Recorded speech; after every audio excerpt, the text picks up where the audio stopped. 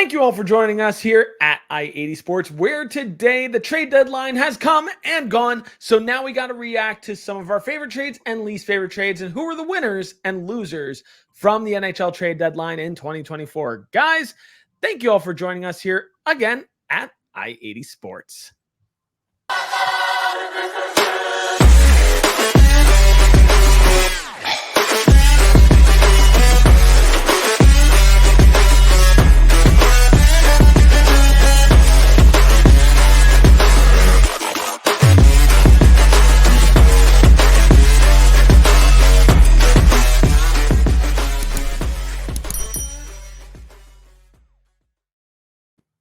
Thank you all for joining us here at I-80 Sports. Make sure that you subscribe down below, youtube.com/I-80 Sports, and hit the bell notifications so that way you guys know when we go live. Drop a like down below if you like our content. And speaking of comments, comment down below with what you thought from the trade deadline for your favorite team. What did you like? What did you not like? What do you agree with? What do you disagree with? Let us know in the conversation and join the conversation down below. And if you're still on X, make sure you follow us down below at I-80_sports NHL. And if you follow us already, thank you guys so much because we greatly value all of your support. Let's get into this. I'm Brian. He's Tom. Tom, how are you doing today? Doing well. And the trade deadline has come and gone. Maybe not as crazy as last year, but I'll tell you what, man, a little bit more of an arms race than I thought it was going to be. Definitely some trades that for me came out of left field for sure. Because I remember there were a few times where I have some colleagues at the place where I work where coming bursting in my room, hey, this guy got traded to this place, and I left just like, wait, what? So we're going to talk about some of those trades today, and buckle up. It's going to be a wild ride. So the trade deadline came and went, happened that last week. We're recording today on Pi Day, March 14th. Happy Pi Day to you math nerds out there. And not as crazy as we thought it was going to be, but there were certainly some big trades that happened. So a lot to unpack. For those of you out there that want to recap yourself, maybe didn't catch every single trade that happened there. One great resource that I use is tsn.com. And their trade tracker is very concise. You know, they do a really good job of tracking all the trades that have gone down, and even post-trade deadline for the AHL acquisitions as well. So go and hit up tsn.com for those different trades that happened as well. But let's talk first, just unpack all of this. So our top news of the week is going to be all talking about the trade deadline. So that being said, let's get into this, shall we? So traffic report, top news of the week in general. So let's talk a little bit about this. Tom, we're going to talk winners of the trade deadline first. What were some deals that stuck out to you for teams that really needed to make moves to make themselves surefire contenders? What are some moves that stuck out to you? Who are some winners? Well, here's one that flew under the radar for me. It was something that Colorado did, bringing in Casey Middlestat. I really like that deal. Ryan Johansson wasn't working out there. They flipped him over to Philadelphia for Sean Walker to bolster their bottom pair D. And then you brought in a younger second-line center, Casey Middlestat, who has been chopping at the bit in Buffalo to get out there and to get in the playoffs. He's never been in the playoffs in Buffalo. Buffalo hasn't been in the playoffs in many, many years. So I'm curious to see what happens here with Middlestat. I really am. It was something that wasn't maybe talked about as much as we had seen with some other ones. I really like this one for Colorado, though. I'm hoping that for their sake, at least, it fills in that hole at the second-line center that's been there since Nazem Kadri left. Avs have been looking good. They were down 3-0 to the top team in the league, Vancouver, last night. Came back to win in overtime, 4-3.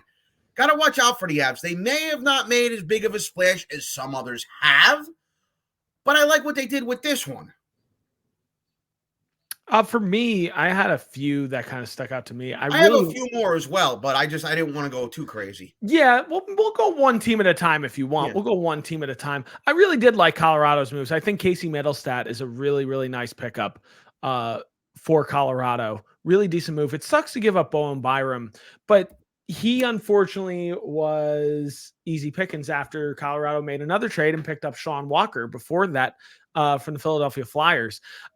Personally, for me, I always think that it's a little bit of an overpay when you look at the Sean Walker trade. I think giving up a first-round pick in that deal is a little bit rich. But it's not rich if you really want to pick up experienced veteran defense, which a lot of teams I think are realizing now. Veteran defense is a lot to ask for a lot of teams, especially in contending positions. A younger defense, as we've seen from some teams, potentially in the tri-state area, have really kind of faltered because of younger defense and growing defense in general.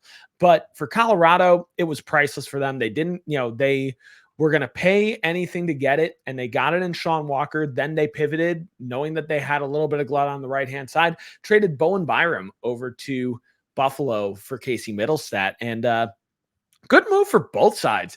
It helps the Colorado Avalanche and strengthens up the middle. Casey Middlestat easily slots in as your number 2 center in Colorado.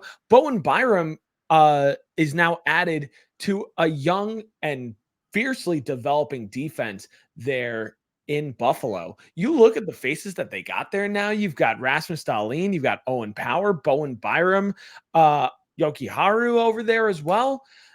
All of a sudden, Buffalo in the next year or two could have a very, very, very scary defense. And a defense that I think the Atlantic Division is always going to really kind of scratch their heads, just like, all right, how do we plan for this defense? What are we going to do? And defense wins championships in a lot of ways. I like Colorado, and I like what they did. The team that I want to talk about here, though, in terms of winners, the Vegas Golden Knights. And you can talk all you want about circumvention of cap and how maybe the NHL is going to review how cap circumvention really impacts teams going into the playoffs.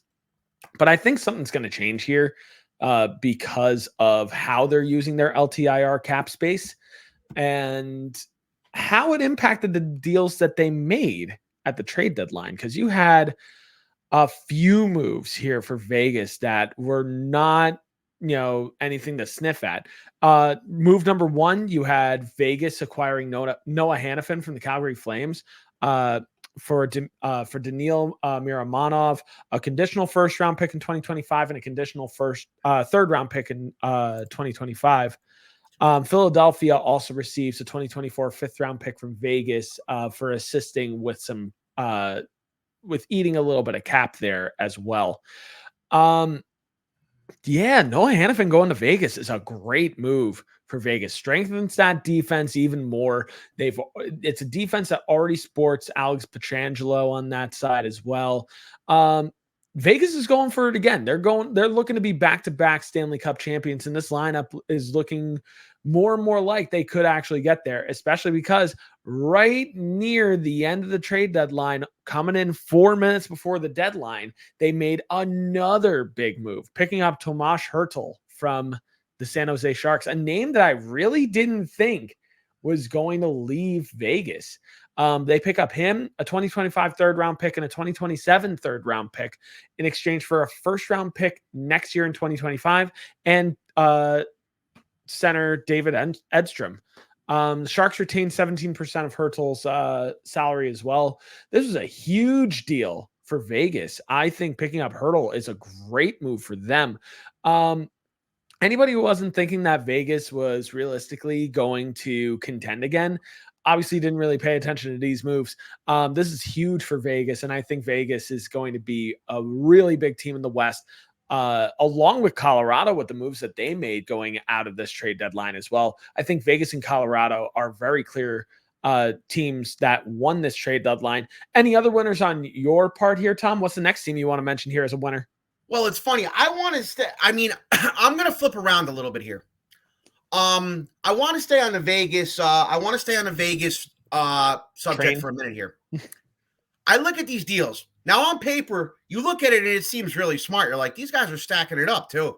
They're stacking it up. They're going for it. Doesn't matter where they finish. They're going for it. Once they make the playoffs, they're just going to go on a tear. I saw this movie once, about a year ago. Team near and dear to my heart. Brought in a former Chicago Blackhawk and a former St. Louis Blue to do the same thing. Now, you have Hertl injured. He's on IR right now. Alec Martinez, who is there on IR right now. Mark Stone ruptured spleen. We don't even know if he's going to play. So look at the standings right now. Vegas holding on to the second wild card spot. Game in hand on St. Louis. 6 points behind are the Blues. You could probably say the Golden Knights are going to make the playoffs. Am I right? You could probably say that. They're tied with LA for that third spot. Okay. Understandable. Nashville ahead of them in the first wild card spot with 80 points. Rangers did the same thing last year. They kind of lied in the weeds with Kane. They lied in the weeds with Tarasenko. They kind of just said, well, we'll just, we're just going to kind of hodgepodge walk through the regular season here. Once we get to the playoffs, we'll be fine. That didn't happen. As you know, they lost in 7 to your favorite team, the New Jersey Devils. So now you have the Vegas Golden Knights, depending on these guys in theory to work out. Here's the problem with these Vegas Golden Knights. I think you could probably say at this point they're not going to catch the Vancouver Canucks. Fine. Talk about the Canucks in a little bit. You could probably say at this point they may or may not catch the Oilers. Maybe they won't. Okay, fine. So now you're kind of in a dogfight with Nashville, and you might not want to get into that dogfight because Vancouver might be a favorable matchup. Okay, no problem. Vancouver, I feel like, is probably prime for an upset here, to be upset in round 1 or round 2, and maybe it'll be by Vegas. Okay, but then who are you looking at? You're looking at Edmonton, who's out for blood from last year.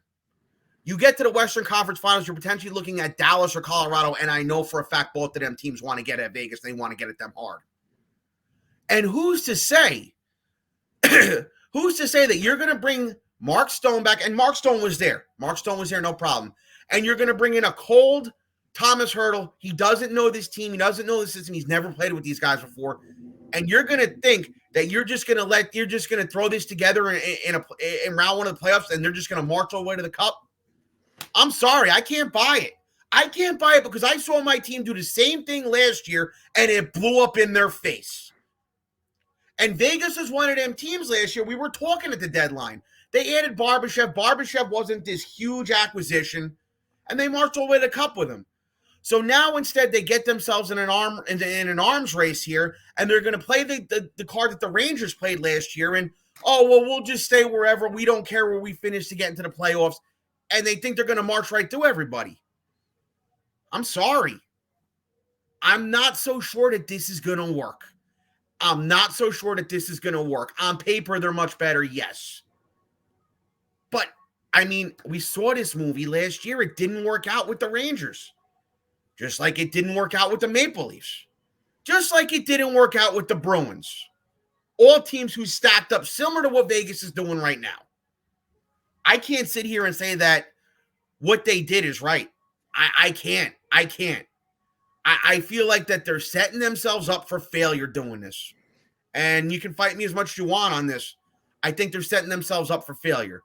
Now, I want to move on to another team who bulked up kind of just like Vegas did and who didn't do that last year. And that's the Florida Panthers. Believe it or not, I kind of liked what they did. You brought in Vladimir Tarasenko. You brought in Kyle Okposo. The Panthers are doing the same thing Vegas is doing, though. You're screwing yourself out of draft picks to bring guys in now and win now moves. But what did the Panthers do last year? They didn't do all too much at the deadline, did they? I don't think they did, and they got to the finals. Now, obviously, the Panthers have a bit of an easier path than Vegas. You can say, for argument's sake, and as a Ranger fan, I'd love to see them take number 1 in the East. For argument's sake, you could probably say the Panthers are going to finish top of the East, top of the Atlantic. So they're looking at a potential matchup with, say, the Islanders, Detroit, or Tampa. I would say the Panthers would probably beat the Islanders. I would say the Panthers would probably beat Detroit. But what happens if it's Tampa, who has had their number in the playoffs numerous times? And Tampa didn't make crazy moves, but they have a guy on that team named Anthony Duclair who I know is going to be out for blood against the Panthers. What if it is Tampa in the first round? Okay, say if it's not, or say if they beat Tampa. Then you move on to the second round where you have the Bruins and the Bruins and/or the Leafs. For argument's sake, let's just say it's the Bruins. Bruins are going to be out for blood against these same Panthers as well, and the Bruins decided not to do anything, which I think was probably smart. So on paper, they improved, yeah. But you have teams like the Bruins and the Lightning, and maybe even the Rangers. If the Panthers get to that conference final, the Rangers may be out for blood against them, even though there's no real history between the two. It's just, I find it a little perplexing that your two finalists last year, who made minimal moves or no moves at all, are now all of a sudden getting themselves into an arm race. And the three teams that got themselves into that arm race last year didn't go anywhere. I find it a little perplexing. I do. I like what Florida did a little bit more as opposed to what Vegas did. Like I said, the path for Florida seems a little bit easier, but it all remains to be seen. And believe it or not, the teams that made smaller moves, like Tampa, I like that they brought Duclair in. I like that they brought Dumba in. The Rangers, not to toot my own horn, so far I like Wenberg. Jury is still out on Rosovic. I like what I see so far. I don't know if I'm jumping for joy at that deal. There's still a lot that remains to be seen with him. But I like that they made some small moves too. That they just slotted some guy. They maybe just improved a little bit in certain spots, whereas instead of bringing impact players in like they did last year. I like those moves too. I'm going to tend to agree with you on Florida here in the sense that they definitely improved that lineup big time. This is a lineup that I look at on paper could easily find themselves in the Eastern Conference Final. I look up and down this forward lineup. I look at this defense as well. And this is a team overall that I think does have the fixings to get themselves there. I agree. But if I were them, I would not want to be seeing Tampa in round 1, and I would not want to be seeing Boston in round 2. Boston for me, and this is going to be a controversial take, this is going to be a hot take. I don't know how worried I am about Boston. I said it, just putting it out there. You can roast me in wherever you want, but still. But with Florida, I look at this lineup on paper. You're right. On paper, this is a stellar lineup, but it's all about execution. Picking up Vladimir Tarasenko, who has a lot of playoff experience, is helpful. What helps Vladimir Tarasenko, as opposed to when he was with the Rangers last year, because obviously it didn't work out for Tarasenko when he was with the Rangers last year, eliminated in round 1. But what he has playing on potentially line 1, he's got Alexander Barkov. Well, remember, he was playing with Zibanejad for a while there last year, too. And he was. And it's no knocking Mika Zibanejad. Mika Zibanejad is one of the best centers in the league, bar none. I don't know if he's better than Alexander Barkov in the sense of getting the best out of his line mates. I think Alexander Barkov really does a better job than Mika Zibanejad at getting the absolute best out of the people that play alongside him. Look at Sam Reinhart. And Sam Reinhart is a great player in his own right. But have we ever seen Sam Reinhart play at the level that he's currently playing at right now, getting the goals he's getting right now? And look who's assisting those goals. Alexander Barkov, who's feeding him most of those primary passes. Alexander Barkov.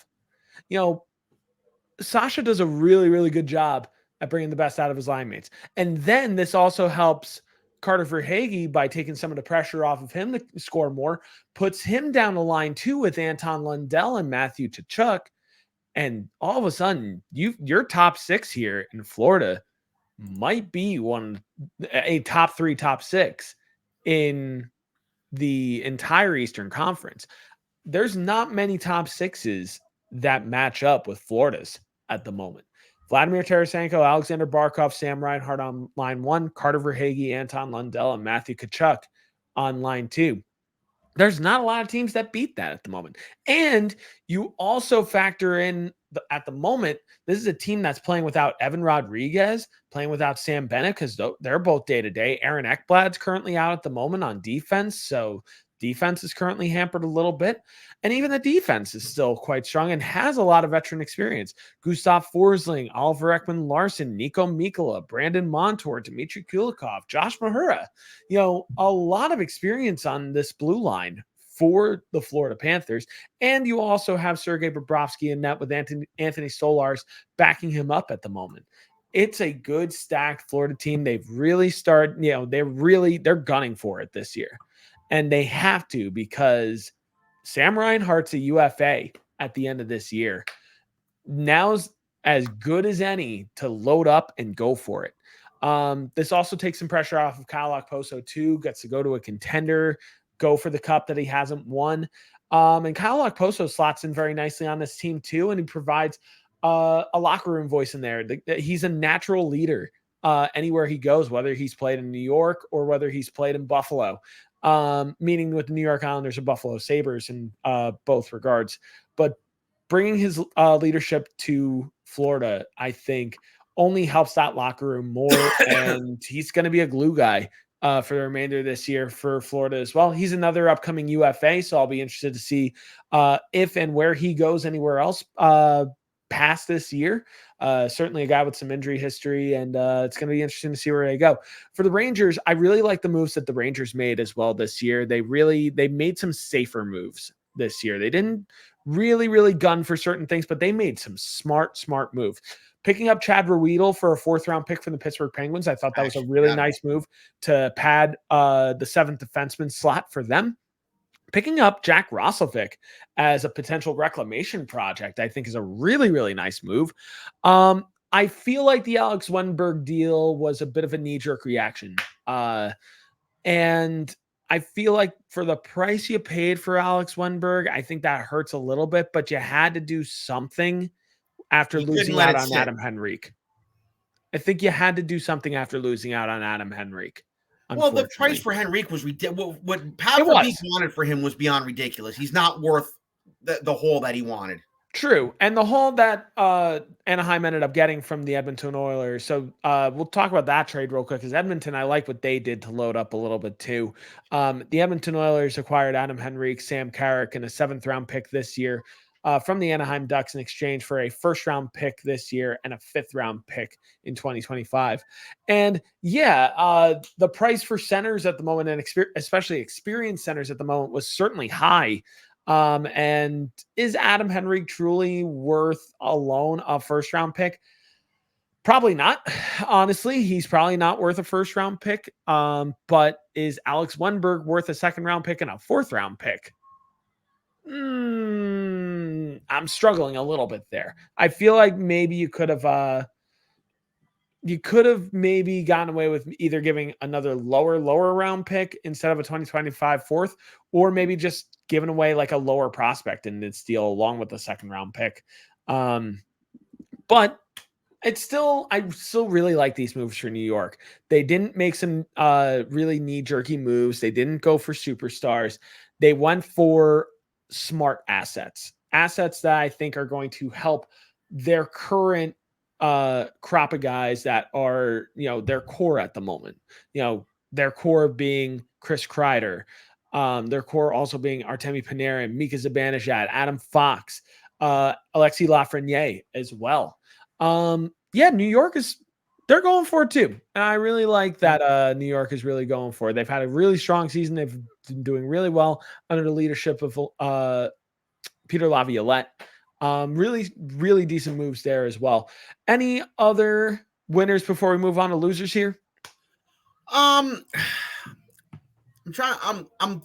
fighting with Carolina here. And let me explain it to you why I'm fighting with it. I liked the Kuznetsov deal. Kuznetsov has proven, and he proved it in DC, that he can carry a line by himself. And he's slotting in right now as the 2nd-line center with the Hurricanes. And Kuznetsov showed it in DC. And there were arguments back when they won that cup in 2018 that he maybe should have won the Smythe and not Ovechkin.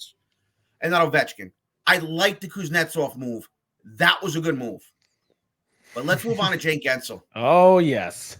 I think that they gave up way too much. And it's funny you mentioned that, because way too much. They gave up a lot, but they really didn't give up any top prospects in this move. Well aware of that. But the other night, and I don't remember exactly how many, I was watching them play the Rangers the other night, and I'm looking at their pending UFAs. They are not going to be, it's almost the same as what happened last year with the Rangers. You're not going to be able to bring all these guys back. And now I look at this lineup, especially their top six. And I look at this top six and people scream cup contender. Their top six is not better than Florida's top six. Their top six is not better than Vegas's top six. Their top six is not better than Colorado's top six. Even the Rangers, you can make a case. Your first, I'm Svechnikov and Kreider. Maybe you give the edge to Svechnikov. I would give the edge to Svech on that one. Yeah, maybe you give the edge. Jake Ketzel's not better than Artemi Panarin. No. You know, Teravainen, I'll give him the edge over Rosovic. Nitschus and Lafreniere is probably a 50-50 split. Kuznetsov, maybe by a hair better than Trocheck at this current time. I would give the edge to Trocheck, honestly. What's that? I would give the edge to Trocheck, honestly. That's what I'm saying. Yeah. I just don't know. And then I look up and down. I look at their D. If they're going to see the Rangers in the playoffs, the Rangers D is obviously better than theirs. The Rangers goaltending, better than theirs. That's the biggest question mark that I have right now for the Carolina Hurricane. I almost said the Carolina Panthers, which thinking football. Oh man, we're far off from that. Their goaltending right now is combustible in a lot of ways. You have Freddie Anderson and Pyotr Kochetkov. Both are very willing goaltenders, are very good goaltenders, but the problem is they're not consistent, and that's what scares me. They've got a decent defense. Jacob Slavin is one of the best defensive defensemen in the league. Brady Shea and Brett Pesce are great. Dmitry Orlov, very solid. Jalen Chatfield, when he's not in the penalty box, is decent as well. And Brent Burns, when he's not in the penalty box, is decent too. But I think I still give the edge to the Rangers on the defensive side of the game. It's something I always bring up. I want to harken back to Gensel real quick before I bring this up. Jake Gensel is a good hockey player, good goal scorer, reliable first liner. Jake Gensel has spent his whole career flanking Sidney Crosby. No disrespect to Evgeny Kuznetsov, no disrespect to Sebastian Aho. Those guys are not Sidney Crosby. They're not the player Sidney Crosby is. And I give it to Gensel because Gensel was one of those guys where instead of making the team better with guys like Iginla and James Neal and et cetera, Jimmy Rutherford decided, let's bring in guys like Brian Rush and Connor Sheary and Jake Gensel. And they won 2 Stanley Cups because of it, and he made a career out of it. But is this going to be the same Gensel without a player like Crosby, without a player like Malkin to be centering him? And Aho and Kuznetsov are not Crosby and Malkin. And it's yet again, it harkens back to the thing that I've been saying about these Hurricanes. It's the comparables to those San Jose Sharks teams with Jumbo Joe Thornton, Patrick Marleau, Joe Pavelski, Devin Setaguchi. You understand where I'm going. Yeah. Those teams were good, but they always just seemed to run into an LA Kings with a Kopitar and a Doughty and a Carter, or a Chicago Blackhawks with a Taves and a Kane and a Hossa. Not saying the players they had weren't bad in San Jose, but they always just seem to run into a team with better top players. And right now, it's still the blueprint is leading up to it until I'm proven otherwise with the Hurricanes. But like I said, I tip my cap to them for bringing Kuznetsov in. He can carry a line by himself. It was proven in Washington. We got to see how it works with him and Gensel. And maybe playing him and Gensel together might not be the best idea. Maybe they need to drop Svechnikov with Kuznetsov and put Gensel up with Aho. I don't know. We have to see. Obviously, it was Getzel's first game back the other night against the Rangers. I didn't hear his name much. I can't grade him off one game when he's been hurt for a while. But we got to see what happens with this Hurricanes team. And especially if they're going to play a hungry John Tortorella-led Philadelphia Flyers in round 1. Could that be an upset special? His early Lightning teams, eliminated the Washington Capitals led by Jaromir Jagr in 2003. And they eliminated a stacked Philadelphia Flyers team in an Eastern Conference final in 2004. So I'm curious to just see what happens here. Yeah, with Carolina, look, all things considered, you pick up Evgeny Kuznetsov for, honestly, not that much, and you have him under team control next year for half of his $7.8 million salary. That's not bad at all. You're getting half of the price of that albatross of a contract, and you're set up for this playoff run and next year's playoff run potentially. The Jake Gensel trade does leave me scratching my head in the sense that, you pick up Jake Gensel, great. but you kind of hope that he's there after this year, or you're hoping that you win a Stanley Cup with this lineup. And I've just seen this movie I saw it before. last year. It didn't work. I hate to Yeah. say that it didn't work. This Well, is a team that guaranteed is at least going to the second round. This is a team that's at least going to the second round. I don't know I don't know beyond that. about that. You never know. Last year, they could, the Flyers might play them tough. We don't know that. Or if they get the Islanders again, the Islanders haven't forgotten what happened last year. Yeah. I mean, you give up. I mean, on paper, you give up a lot. Michael Bunting, Vili Koivunen, Vasily Panamarev, my bad. Cruz Lucius, a first-round pick this year, a fifth-round pick this year. On paper, that's a lot. You don't give up top prospects, though, in this deal. Realistically, what hurts you in this deal? Michael Bunting and a first-round pick. Michael Bunting was not really working out in Carolina. So you give your damaged goods over to Pittsburgh, and Pittsburgh, in their own way, rebuilds a little bit here in some way. We'll get to that in a little bit and my feelings on that. But yeah, I mean, I've just seen this movie before. We've been here before. Carolina, just like the Toronto Maple Leafs, need to prove to me that, they can actually get past the second and third round for me to truly believe them. They need to make it to the Stanley Cup at this point. This is a lineup that has been working hard for the past 3 years to do so. And I don't know. When's that storm surge really coming? Where's that Stanley Cup storm surge really coming? I don't really know. I don't know if it is. It's like I said, I'll reiterate it again. I look at their top players, and it's no disrespect to Svechnikov or Aho. Are they as good as Matthew Tkachuk? Are they as good as Artemi Panarin? Are they as good as Austin Matthews? You go out west. Are they as good as Nathan McKinnon or what Dallas has or Vegas? I can't sit here and say yes. Yeah. Now moving on from here, we're going to talk about losers in just a second, but I want to bring up some honorable mentions of teams that we didn't mention here that I also like their moves. Tampa Bay, I like the moves that they made, picking up Matt Dumba and Anthony Duclair. I thought were decent moves. I think they overpaid a little bit for Anthony Duclair, giving up one of their top defensive prospects in Jack Thompson and a third round pick this year is always going to be a little bit of an overpay for, certain guys, but Anthony Duclair, I think with the right lineup around him, and Tampa Bay certainly has the right lineup, I think he's going to do some really, really nice things in Tampa.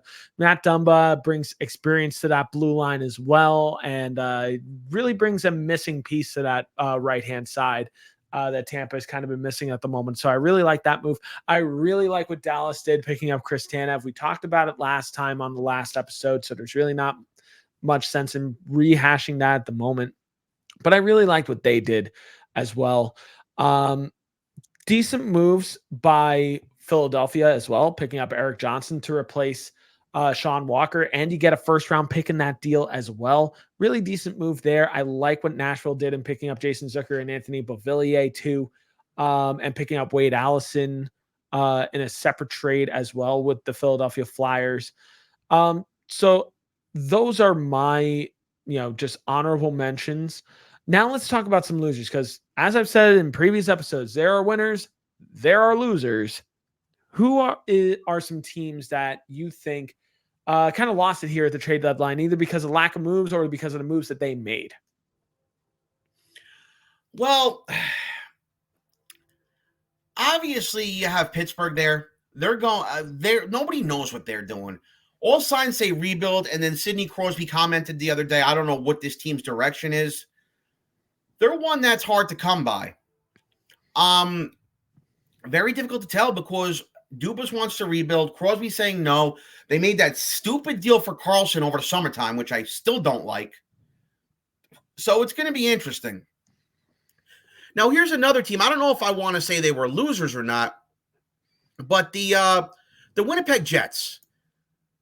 You gave up a first for Sean Monahan, and then you broke the bank a little bit to bring in Tyler Toffoli.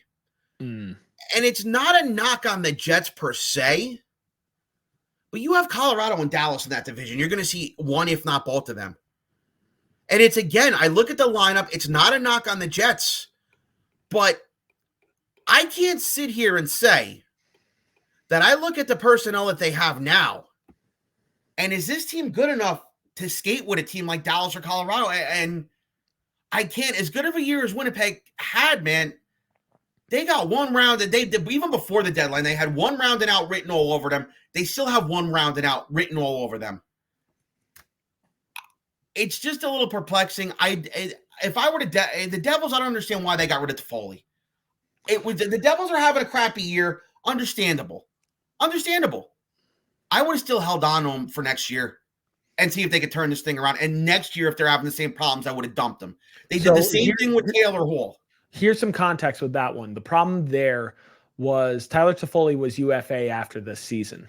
So that's true too, but here's the problem, and here's the disconnect with the Tyler Toffoli thing. Because I agree. I thought it would have been really beneficial to see if you can sign him to a deal.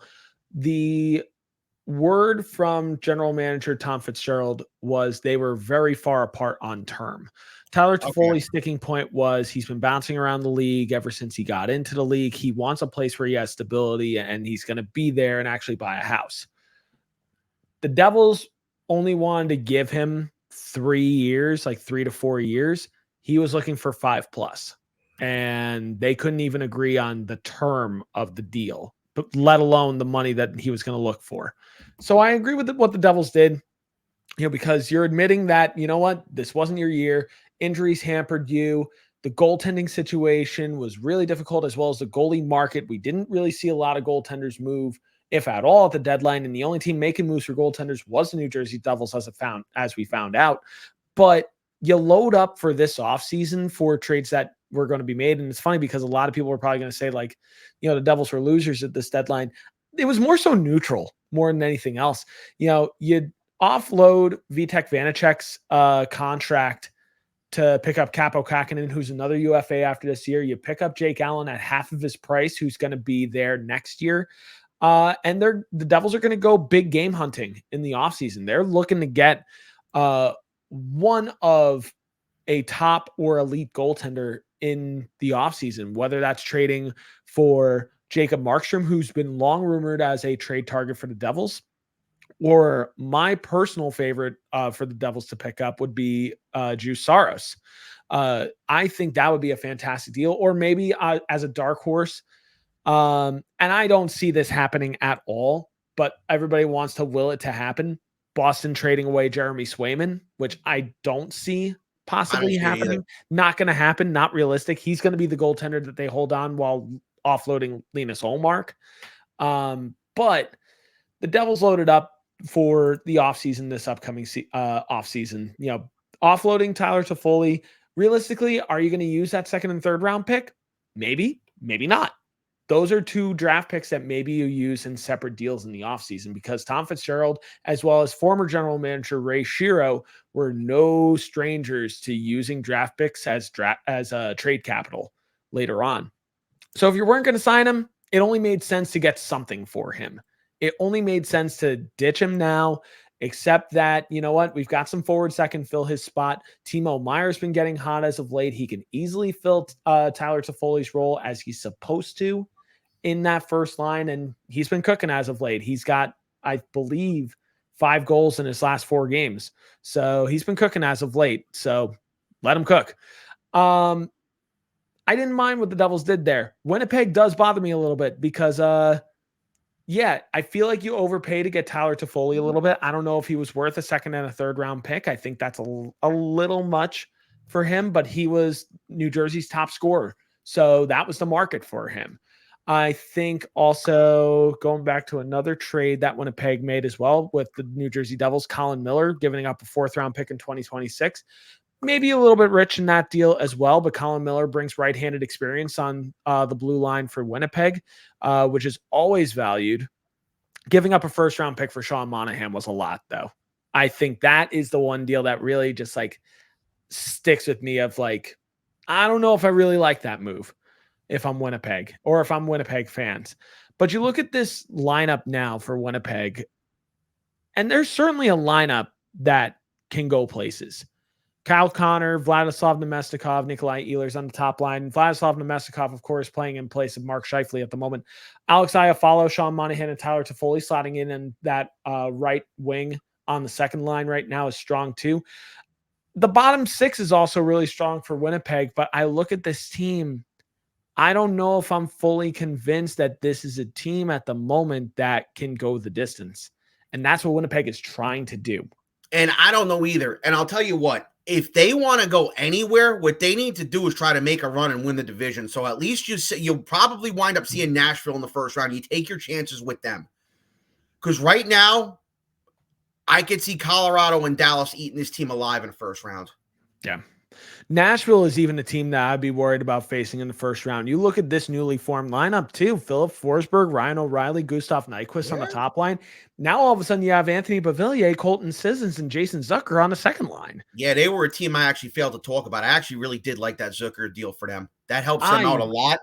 And I'll tell you what, man, if they do see Vancouver, they might be an upset special for Vancouver. Colorado, if they win the division, or Dallas, I'm not so sure.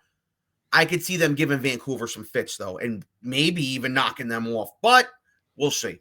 If it's Nashville, Winnipeg in the first round, I could easily see Nashville upsetting them because there are teams with some very distinct parallels, strong defense, really strong forward core, elite goaltenders in Connor Hellebuck and Drew Saros.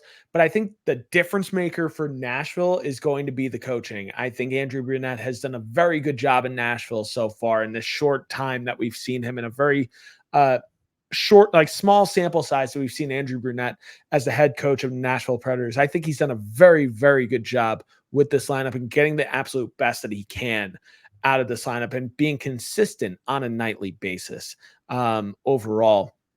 But Winnipeg, I think they went for it, but in a misguided way. I don't think they quite hit the mark. If you're a Winnipeg fan, I'm left scratching my head at them a little bit. Another team that I'm left kind of scratching my head at is Pittsburgh. I mean, look, I like the fact that they're kind of admitting, all right, we need to get younger. We need to retool a little bit. We need to, maybe offload a few guys so that way we can really go for it in the coming years. But it's just like, this is a team that needs a full-blown rebuild. And there were even rumors that they were shopping Sidney Crosby. And I don't think Sidney Crosby wants to go anywhere else. I think he wants to be a lifer in Pittsburgh, and I don't blame him. But Michael Bunting is not the answer for him on that top line. I don't know how much I like that line of Michael Bunting, Sidney Crosby, and Brian Rust. I'll be honest. And after the Gensel trade, this team just looks lost out there. It goes back to the summertime. They should have never made the Karlsson deal. That was dumb of them to do. The Karlsson deal, in hindsight, in my part, I will self-admit that was a bad move. I thought in the time that it was the right move for them, that maybe Pittsburgh was ready to go for it again, but then I saw this team play throughout the season and it never clicked. And trading Gensel is admitting that you should have rebuilt to begin with, but then if that's the case, why trade for Karlsson? Why sign Ryan Graves? These are all moves that you could have avoided before it actually happened. Why get Riley Smith also?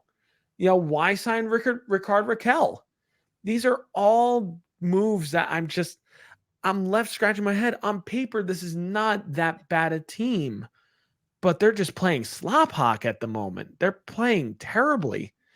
This is a team that, I think it all started when they re-signed Evgeny Malkin. They should have never re-signed him. They should have just let him go out into the sunset, or even traded him for some legitimate assets. And now you're paying the price because of it.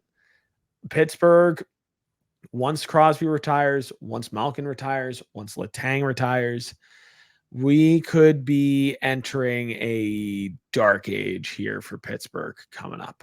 I think we could be approaching that. Another team that I'm left scratching my head at as well, we're going to keep it in the Metro right now. The New York Islanders. This was a team that needed to do something.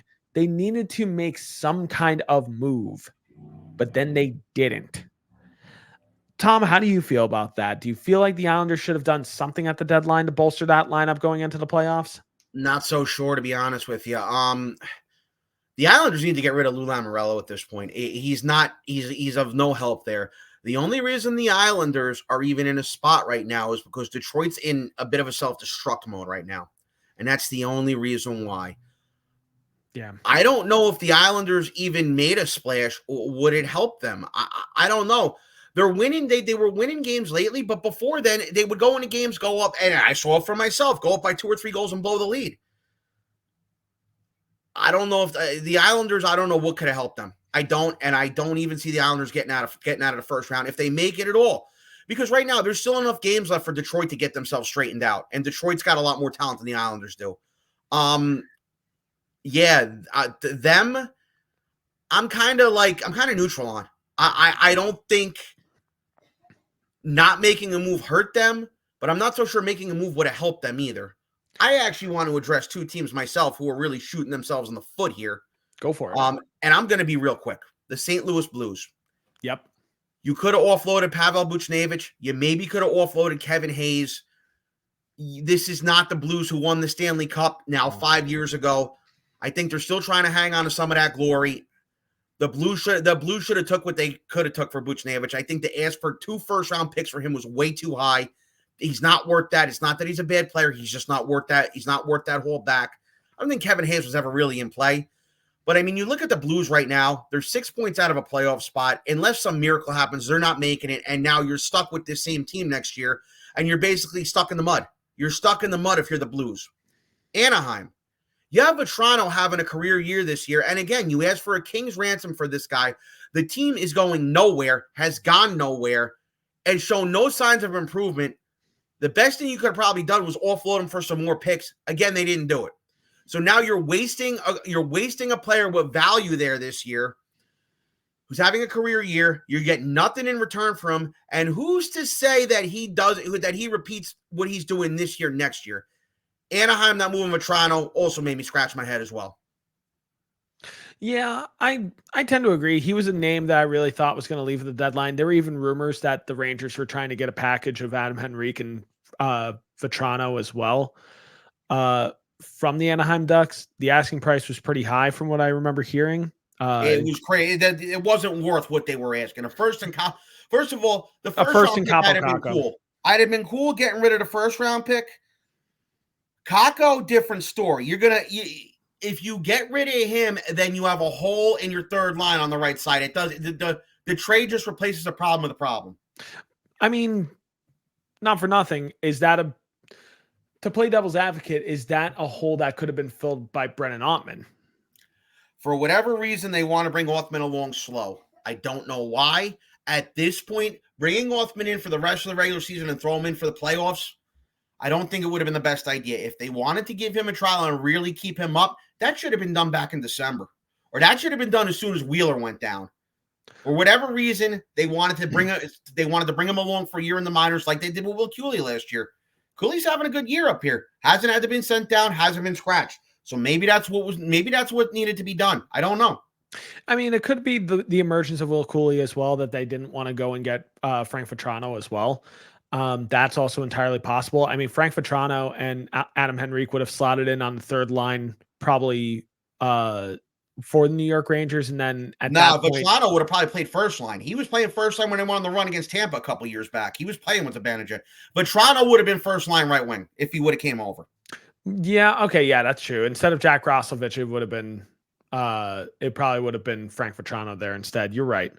The one player that you could plug and play in that situation, just because he's a bit of a Swiss Army knife, was Jimmy Vesey, but then you have to solve the fourth line at that point and figure out who you're going to plug and play on your fourth line after that.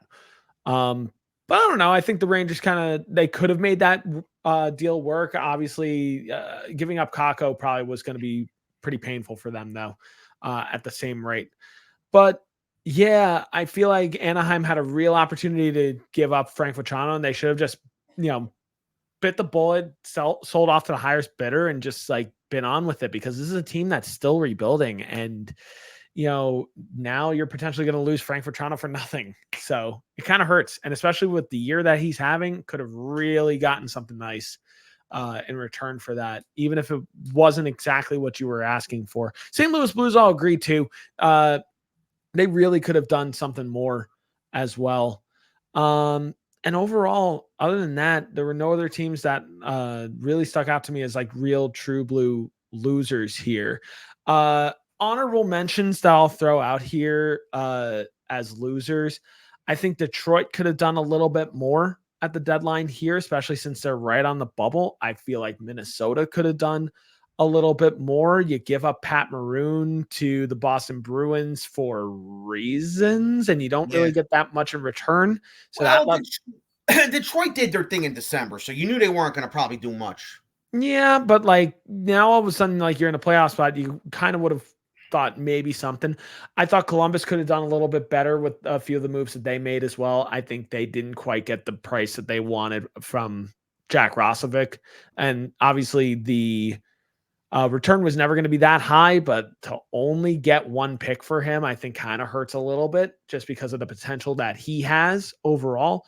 And then Washington, I think you do a decent job offloading Evgeny Kuznetsov on the problems that have possibly been stirring there, but I still think you could have gotten a little bit more for Evgeny Kuznetsov. I think you gave away him for a little bit less than I think you would have wanted. But those are just honorable mentions on my part. Before we kind of wrap things up here, Tom, is there any trade that you would say is like your favorite trade from this past deadline? I'll tell you what, as much as I really kind of beat Carolina around, I kind of threw them around and then coddled them. I did like what they did bringing Kuznetsov in. I really did like that move.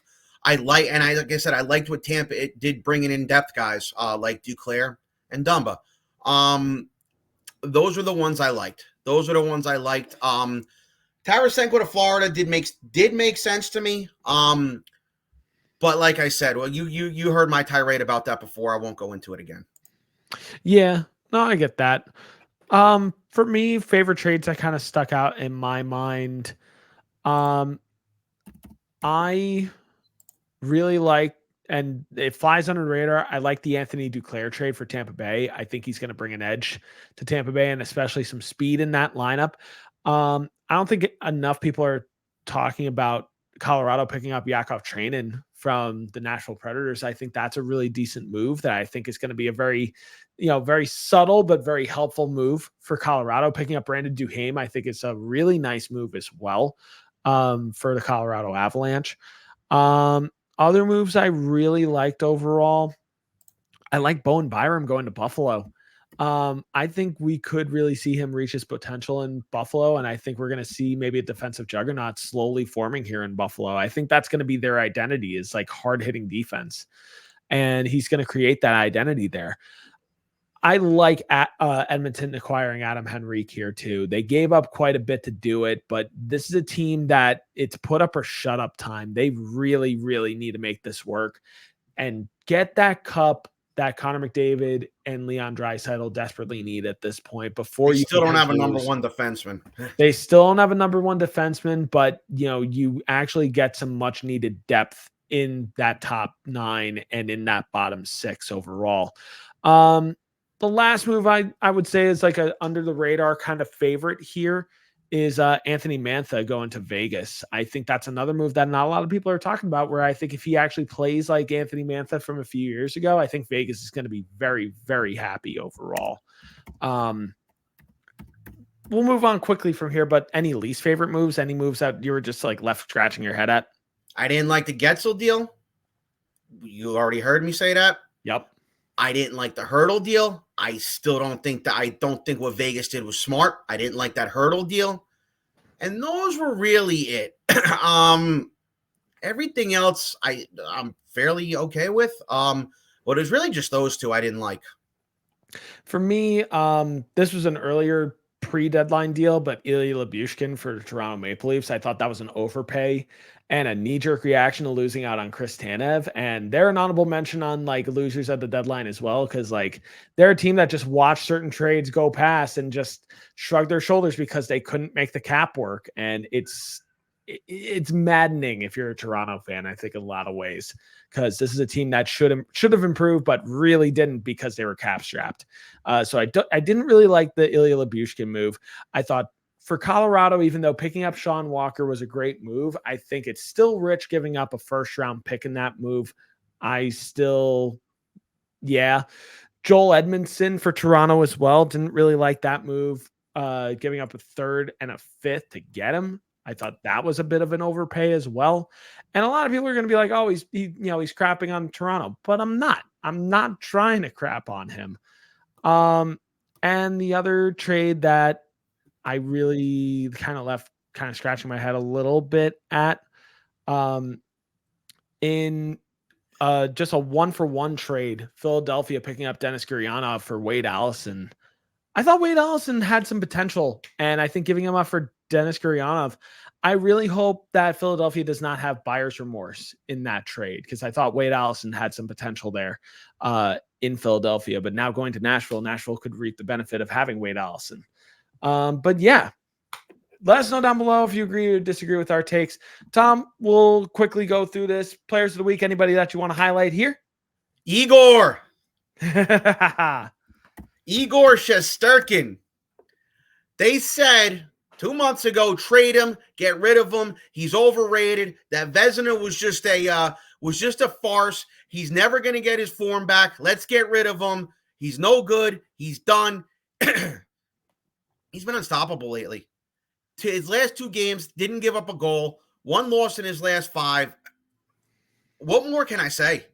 What more can I say? After every bad thing everyone said about him, I said he'd snap out of it. I got to go with him. I know I sound like a broken record with Nathan MacKinnon, but it's just the guy he won't go away.